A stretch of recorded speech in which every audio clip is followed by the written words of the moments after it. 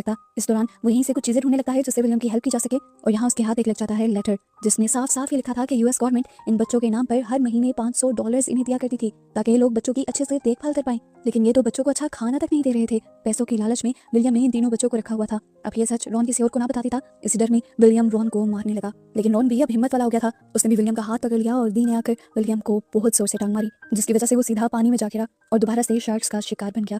जैसे ही शार्क का ध्यान भटका, रॉन बेसमेंट से गोश्त लेकर आया और साथ में एक बॉक्स भी जिसके अंदर था डायनामाइट। इन्होंने मीट को डायनामाइट से बांध दिया और जाकर पानी में फेंक दिया।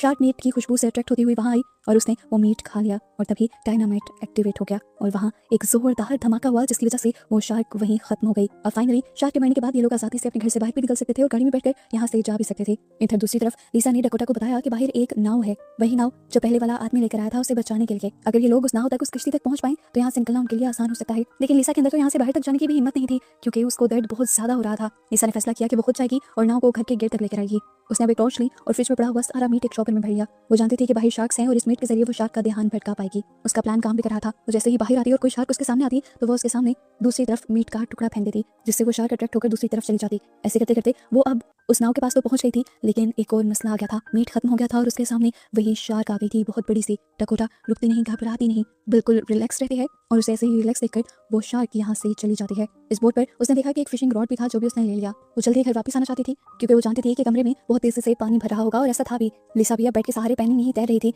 पूरा घर टूटकर पानी में बहने लगा था। एक लकड़ी के सहारे लिसा पानी से बाहर निकलकर ऊपर की तरफ आई। दर्द अचानक से इतना ज्यादा बढ़ गया कि उसने वहीं पानी के अंदर ही अपने बच्चे को जन्म दिया। चारों तरफ ब्लड ही ब्लड हो गया और उसकी खुशबू से शार्क्स इसी तरफ अट्रैक्ट होने लगी और मुसीबत एक और मर्तबा बढ़ गई। लिसा ने अब अपने इस नए और छोटे से बच्चे को एक लकड़ी पर रखा और एक फिर खुद नुकीली लकड़ी हाथ में लिए शार्क का इंतजार करने लगी। शार्क जैसे ही उसके पास आई, लिसा ने उसकी आंख को स्टैब करते हुए उसे जख्मी कर दिया, जिसकी वजह से वो डरकर वहीं से भाग गई। लेकिन डकोटा ने दूर से देखा कि दूसरी तरफ से एक और शार्क लिसा की तरफ बढ़ रही थी। उसने अब फिशिंग रॉड से निशाना लगाया और शूट करके उस शार्क को खत्म कर दिया और फिर वो जल्दी से उसी छोटी सी बोट को लेकर लिसा के पास पहुंच गई। लिसा अब इस शिप के अंदर बैठने वाली थी, लेकिन तभी एक बड़ी सी शार्क आई और उसने इस बोट को ही पलटा दिया और सब कुछ खतरे में चला गया। लेकिन इससे पहले कि ये लोग मौत के घाट चढ़ जाते, ठीक उसी वक्त एडवर्ड अपनी टीम के साथ यहाँ पहुंच गया। उसके हाथ में इस टाइम एक डिवाइस थी जिसे चलाते हुए वो शार्क्स को यहाँ से भगा देता है, जिसके बाद वो इसी डिवाइस को पानी में रख देता है और आसपास की सारी शार्क्स दूर जाती रहती हैं। यहाँ एक शार्क जो कंफ्यूज हुए लिसा और डकोटा की तरफ बढ़ ही रही थी, तभी दूसरे शार्क ने आकर उसे रोक लिया और उसे वो दूसरी डायरेक्शन में ले गई। यहाँ एडवर्ड ने जल्दी से लिसा और डकोटा दोनों को ही छोटी सी शिप में बिठाया और उन्हें लिए साथ आगे बढ़ गया।